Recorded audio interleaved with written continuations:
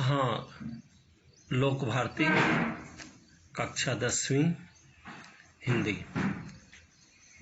कविता है 4 मन पूरक पठन और रचनाकार हैं विकास परिहार। रचनाकार विकास परिहार। मैं भारत यादव। देखिए, वे रचनाकार का परिचय। जन्म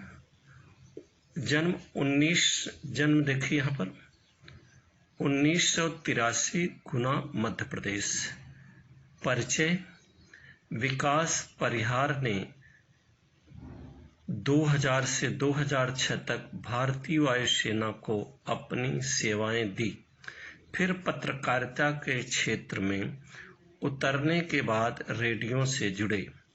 साहित्य में विशेष रुचि होने के कारण आप नाट्य गतिविधियों से भी जुड़े हुए हैं।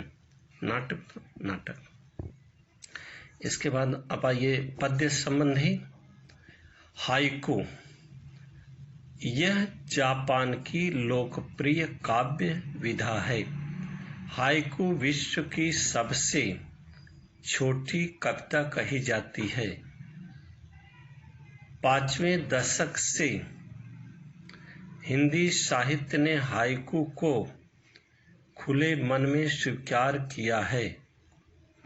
से स्वीकार किया है। हाइकू कविता 5-7-5 = 17 वर्ण के ढांचे में लिखी जाती है। 5 मतलब होता है पहली लाइन में 5 अक्षर हैं, दूसरी लाइन में 7 हैं, तीसरी लाइन में 5 हैं, यानी ये 3 लाइन की है। कुल मिलाकर 17 वर्ड हैं, 17 अल्फाबेट हैं, मिला डालिए आप। ठीक है। प्रस्तुत हाइकू में कवि ने अपने अनुभवों और छोटी छोटी विभिन्न घटनाओं को अर्थवाही सीमित शब्दों में प्रस्तुत किया है। ठीक है। आइए कविता देखते हैं। पहला, घना अंधेरा चमकता प्रकाश और अधिक। घना अंधेरा। कवि कहता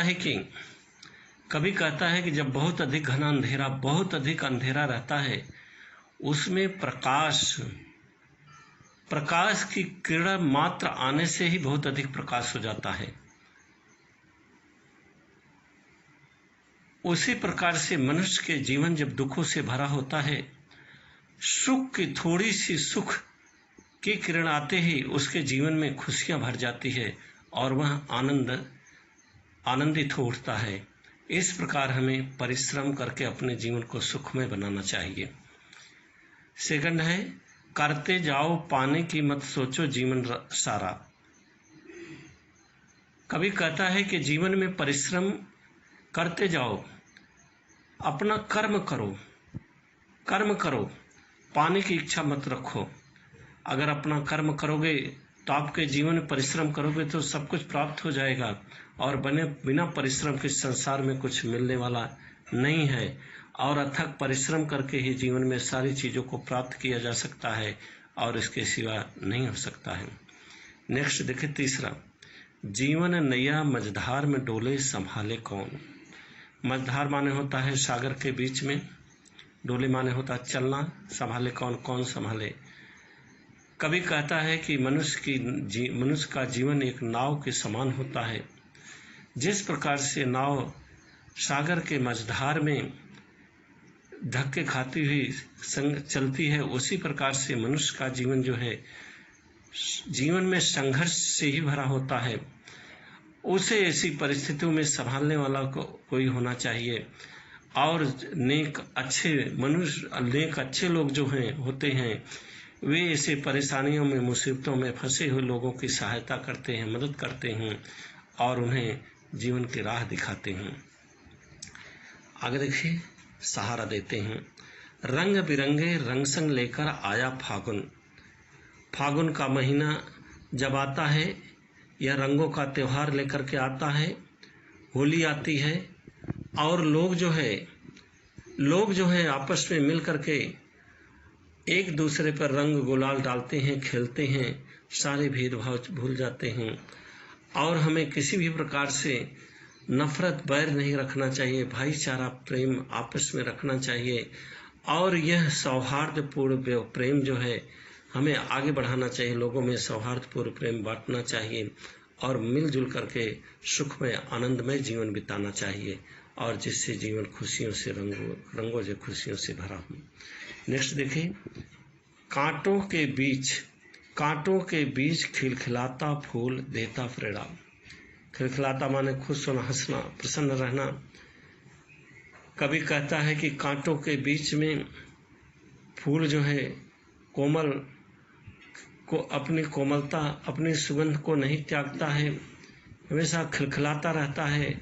उसी तरह से लाख मुसीबतें आ जाने पर धैर्य नहीं छोड़ना चाहिए, अपनी खुशियों को नहीं छोड़ना चाहिए और स्थिर रखना चाहिए। यह भरोसा रखना चाहिए कि दुख के बाद सुख अवश्य आता है, सुख आएगा। इससे आपके धैर्य से दूसरे लोगों को एक प्रेरणा मिलेगी, उनका वे भी अपने जीवन में जीने का उनका मार्गदर्शन होगा। नेक्स्ट देखिए, भीतरी कुंठा आंखों के द्वार से आई बाहर।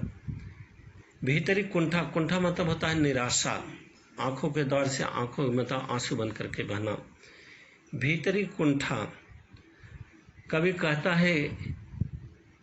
कहता है कि निराश नहीं होना चाहिए। निराश होने पर मनुष्य की आंखों से जो आंसू बहती है, इसका कोई मतलब नहीं होता है।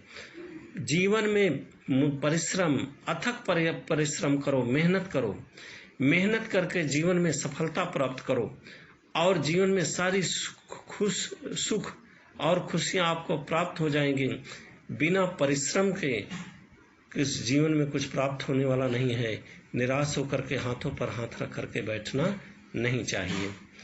नेक्स्ट देखिए, खारे जल से धुल गया विषाद, मन पावन। कवि कहता है कि दुख, घनघोर दुख, संकट, कष्ट जब होता है तो आंखों से आंसू बन करके बह जाता है। जब आंखों में आंसू बन करके बहता है तो समझो सारे दुख के, मन के विषाद, मन के दुख जो है दूर हो जाते हैं, मन धुल जाता है, मन पवित्र हो जाता है। अर्थात अपने दुखों को अपने मन में दबा करके नहीं रखना चाहिए, यह लोगों में बांट देना चाहिए और अपने जीवन में खुशियां लाना चाहिए। मन को हमेशा पवित्र रखना चाहिए, जिससे आपका मन हमेशा खुश रहेगा, दुख नहीं आएगा जीवन में कभी। नेक्स्ट देखिए, मृत को जीना जीवन विष पीना है जिजीविषा। मृत को जीना, जीवन माने होता है विष माने होता है जहर, जिजीविषा माने जीने की इच्छा रखना। कवि कहता है कि मनुष्य का जीवन जो है बड़ा दुखमय होता है, कष्टमय होता है, यह विष पीने जैसा होता है। अर्थात मनुष्य को परिश्रम, मेहनत करके अपने जीवन को सफल बनाना है, सारे दुखों को दूर करना है, जीने की इच्छा रखना है, कष्टों में घिरा नहीं रहना है और इस दुख परिश्रम करके दुख और कष्ट से, मुसीबतों से बाहर निकलना है और अपने जीवन को सुखमय आनंदमय बनाना है। जीवन जीने की इच्छा रखना चाहिए मनुष्य को, कभी भी निराश नहीं होना चाहिए। नेक्स्ट देखिए, नेक्स्ट पेज।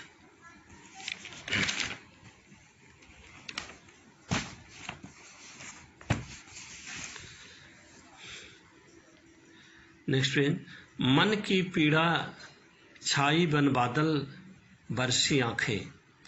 मन की पीड़ा यानी मन में कष्ट, बादल में बादल। कवि कहता है कि मनुष्य के मन में जो पीड़ा होती है, मनुष्य के मन की पीड़ा बादल बन करके आंखों में आंसू के रूप में बरस जाती है। अर्थात मनुष्य को दुखों में नहीं पड़े रहना चाहिए, निराश नहीं रहना चाहिए, परिश्रम और मेहनत करके दुख से बाहर निकलना चाहिए। वो कष्ट इस तरह से रोते नहीं फिरना चाहिए और वह दुख जो है जब परिश्रम मेहनत करोगे उसी जिस प्रकार से आंसू जो है बह जाती हैं उसी प्रकार से आपके दुख दूर हो जाएंगे। दुख के बाद सुख आ जाएगा और आपका मन जो है खुशियों से आनंदित हो जाएगा। और इस प्रकार परिश्रम करके दुख दूर करने की कोशिश करनी चाहिए। नेक्स्ट देखिए आप, नेक्स्ट पोएम देखिए। नेक्स्ट पोएम है चलती 7 पटरियां रेल की फिर भी मौन। रेल की पटरियां एक साथ चलती हैं, कोई दिखावा नहीं करती हैं, उसी पर चुपचाप चलती रहती हैं। उसी प्रकार से जो अपने शुभचिंतक होते हैं वे बिना दिखावा किए और सहयोग करते हैं, दुख में भी साथ देते हैं, किसी भी प्रकार का दिखावा नहीं करते हैं, किसी भी प्रकार का एहसान नहीं करते हैं, वे सहयोग करते हैं, दुख में साथ देते हैं, सहायता करते हैं। नेक्स्ट देखिए, सितारे छिपे बादलों की ओट में सूना आकाश। सितारे छिपे, सितारे माने आकाश के तारे, ओट माने आड़ में, बादलों के आड़ में, सूना माने होता है अलोन, अकेलापन। कवि कहता है कि आकाश में तारे बादलों के बीच में जब छिप जाते हैं, आकाश की सुंदरता जो है गायब हो जाती है, आकाश में एकदम सोना सोना जैसे लगता है। उसी प्रकार से हमारे समाज में जो गणमान्य व्यक्ति होते हैं, जो सज्जन अच्छे लोग होते हैं, उनके रहने पर समाज जो है अच्छा नहीं लगता है। अर्थात सज्जन व्यक्ति को समाज में रहने पर समाज की सुंदरता उसी प्रकार बढ़ती रहती है जिस प्रकार से आकाश में चांद तारे चमकते रहते, टिमटिमाते रहते हैं, चांदनी रात सुंदर लगती है, उसी प्रकार से समाज भी सुंदर लगता है अच्छे लोगों के रहने पर। इस प्रकार अच्छे लोगों को समाज में रहना बहुत जरूरी होता है, नहीं तो समाज अस्तित्वहीन हो जाएगा। आगे देखिए, तुमने दिए जिन गीतों को स्वर हुए अमर। कवि कहता है कि तुमने जिन गीतों को स्वर दिए थे आज वे अमर हो गए हैं। अर्थात मनुष्य को अच्छा कर्म करना चाहिए। अच्छे कर्म करने से मनुष्य का जीवन अमर हो जाता है। हमेशा एक दूसरे के सहयोग और भलाई करना चाहिए, अच्छे कर्म करने चाहिए, बुरा नहीं करना चाहिए, जिससे उसका हमेशा के लिए लोग हमेशा उसे याद करते रहें और उसका जीवन अमर हो जाए। नेक्स्ट देखिए, लास्ट देखिए, सागर में भी रहकर मछली प्यासी ही रही। कवि कहता है कि सागर में रह करके मछली प्यासी है। अर्थात जो बहुत बड़ी अभिलाषा रखने वाले, बहुत बड़ी इच्छा रखने वाले, जिनकी इच्छाएं अभिलाषाएं कभी पूरी नहीं होती हैं, एक की एक इच्छा पूरी होती है, दूसरी इच्छाएं उनकी लगी रहती हैं, इस प्रकार जीवन भर उनकी इच्छाएं कभी पूरी नहीं रहती है। उसी प्रकार से उनका जीवन हो जाता है, इच्छा पूर्ति नहीं होती, उनके जीवन में कभी सुख नहीं मिलता है, एक के बाद एक उनकी इच्छाएं बढ़ती जाती हैं। उसी प्रकार जीवन, जिस प्रकार से समुद्र के बीच में रह करके मछली प्यासी रह जाती हैं, वैसे ही उनका जीवन जो है दुख में ही चला जाता है और उन्हें कभी सुख नहीं मिलता है। इस प्रकार से यह कविता हमारी पूरी हुई। देखिए, स्वाध्याय सूचना के अनुसार कृतियां कीजिए। लिखिए, निम्नलिखित हाइकू द्वारा मिलने वाला संदेश। करते जाओ पाने की मत सोचो जीवन सारा।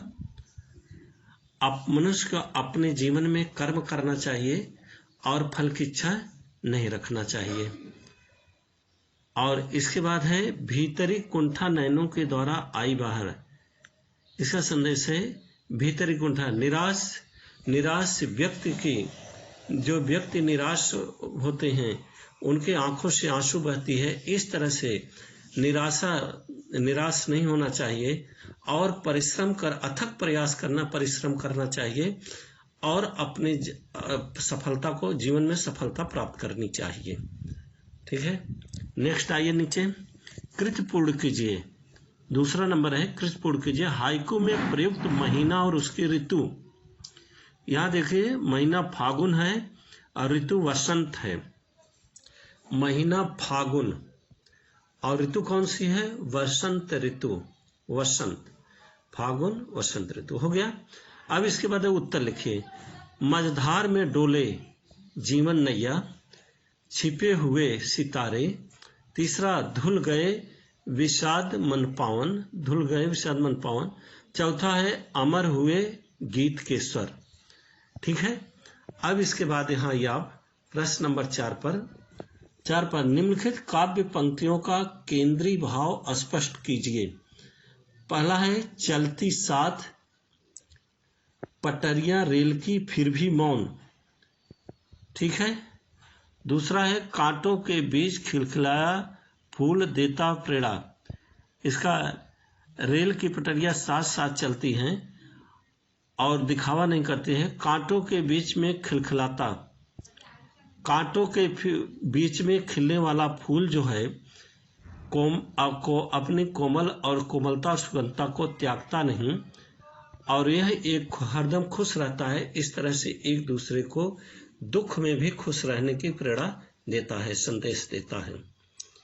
अब इसके बाद है आपका उपयोजित लेखन है। वक्तृत्व प्रतियोगिता में प्रथम स्थान पाने के उपलक्ष्य में आपके मित्र या सहेली ने आपको बधाई पत्र भेजा, उसे धन्यवाद देते हुए निम्नलिखित प्रारूप पत्र लिखे। यह पत्र लेटर आप तैयार कीजिए। ओके, नोटबुक बनाइए आप। पेज नंबर 16 पर देखिए। सूचना के अनुसार कृतियां कीजिए। उचित जोड़ियां मिलाइए। अ और आ दो कॉलम है। एक अ है, एक टेबल है। अ और आ में से आ के सामने बीच में आ में से लाकर लिखना अक्षर। मछली, गीतों के स्वर, रेल की पटरियां, आकाश। आ है मौन, सूना, प्यासी, अमर, पीड़ा। ये शब्द हैं। मछली के सामने क्या आएगा? इसमें से खोजिए प्यासी। यहाँ प्यासी लिखिए। गीतों के स्वर, अमर, अमर ये है। रेल की पटरियां, मौन लिए लिखिए यहाँ लाकर। आकाश, सूना, यहाँ सूना लिखिए। टेबल तैयार हो गया। दूसरा परिणाम लिखिए। पहला सितारों का छिपना, सूना आकाश, यहाँ है। देखिए दूसरा है परिणाम लिखिए। सितारों का छिपना, सूना आकाश। और दूसरा है तुम्हारा गीतों का स्वर, अमर। तुम्हारा गीतों का स्वर यहाँ क्या आएगा? अमर। उसके बाद है सरल अर्थ लिखिए। मन की बरसी आंखें, ये। और यहाँ पर है आपका देख लीजिए शब्द संसार, मझधार, नदी के प्रवाह का मध्य भाग यानी मिडल, कुंठा, घोर निराशा, ठीक है, विषाद, अभिलाषा पूरी होने पर मन में होने वाला खेद या दुख। अभिलाषा पूरी न होने पर मन में होने वाला खेद या दुख। उसके बाद है जिजीविषा में है जीवन के प्रति आसक्ति या जीने की इच्छा। उसके बाद ओट का देखिए आड़ मतलब दिखाई न देना। उसके बाद आइए ग्रामर उस दिन रह गया था पेज नंबर 14 का लेसन 3 का रह गया था। पेज नंबर 14 टेक्स्ट बुक पाइए ग्रामर आप देखिए पेज नंबर 14 पाइए भाषा बिंदु। पहला है निम्नलिखित वाक्यों में आए हुए संज्ञा शब्दों को रेखांकित करके उनके भेद लिखिए। ठीक है, यहाँ पर जो सेंटेंस दिए गए हैं सेंटेंस में संज्ञा शब्द छांटना है, यहाँ आगे लिखना है और कौन सी संज्ञा है वो भी पहचान कर लिखना है। यहाँ पहला है सोनाबाई अपने 4 बच्चों के साथ आई। सोनाबाई ये नाम है, यहाँ लिखिए आप सोनाबाई। उसके आगे लिखे सोनाबाई कौन सी संज्ञा है? व्यक्तिवाचक। सोनाबाई जो है व्यक्तिवाचक संज्ञा है। दूसरा है गाय बहुत दूध देती है। गाय बहुत दूध देती है। गाय भी संज्ञा है, दूध भी संज्ञा है। गाय जातिवाचक संज्ञा है। गाय जातिवाचक संज्ञा लिखिए, पहले यहाँ गाय लिखिए, उसके आगे जातिवाचक संज्ञा। दूध भी लिखते हैं, दूध जो है द्रव्यवाचक है। तीसरा, मैं रोज ईश्वर से प्रार्थना करता हूँ। मैं रोज ईश्वर से प्रार्थना करता हूँ। ईश्वर, ईश्वर यहाँ लिखिए जातिवाचक। ईश्वर जो है जातिवाचक संज्ञा है। और चौथा, सैनिकों की टुकड़ी आगे बढ़ी। यहाँ सैनिक शब्द भी समूह होगा, लेकिन यहाँ टुकड़ी लीजिए आप। टुकड़ी लिखिए, यह है समूहवाचक संज्ञा।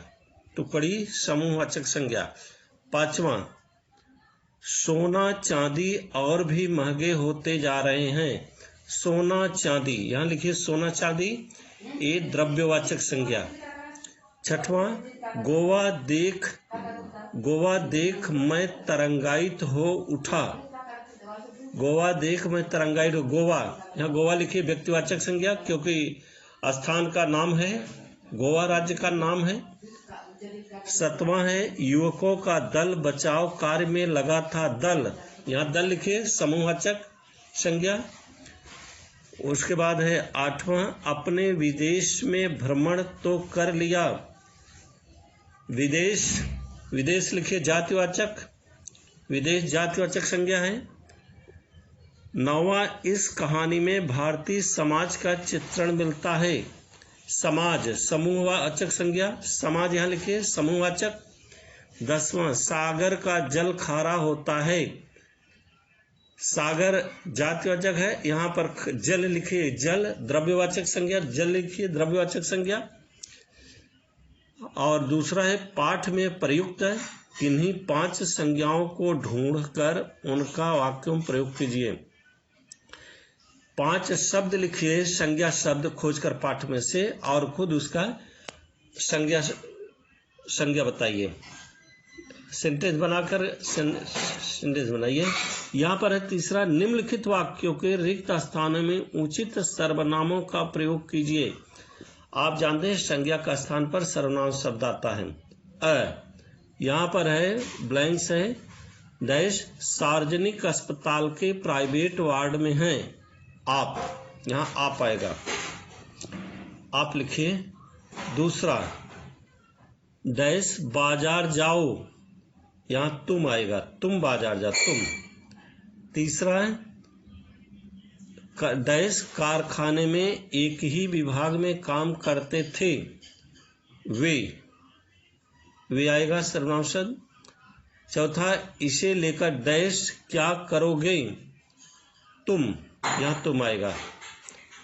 और यहाँ पर है 5वां, हृदय डैश है डैश उदार हो, यहाँ जैसा है वैसे।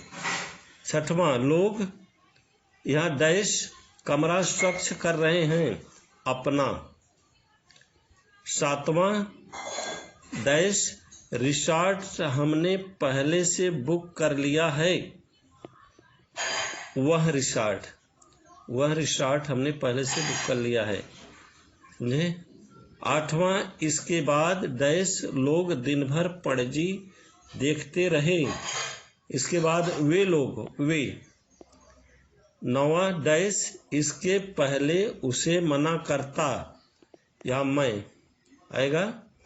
10वां, काम करने के लिए कहा है, डैश करो, यहाँ काम करने के लिए कहा है, वह करो, वह आएगा। इस तरह से ये आपका ग्रामर कंप्लीट हुआ, ठीक है। और नीचे है आप उपयोजित लेखन है, आप उपयोजित लेखन देखिए, यहाँ पर है निम्नलिखित मुद्दों के आधार पर किसी समारोह का वृत्तांत लेखन लिखिए। स्थान दिया गया है, तिथि और समय, प्रमुख अतिथि, समारोह, अतिथि संदेश, समापन। इस प्रकार से यह भी आपका समाप्त हो गया। ठीक है, अब आप कर लीजिए।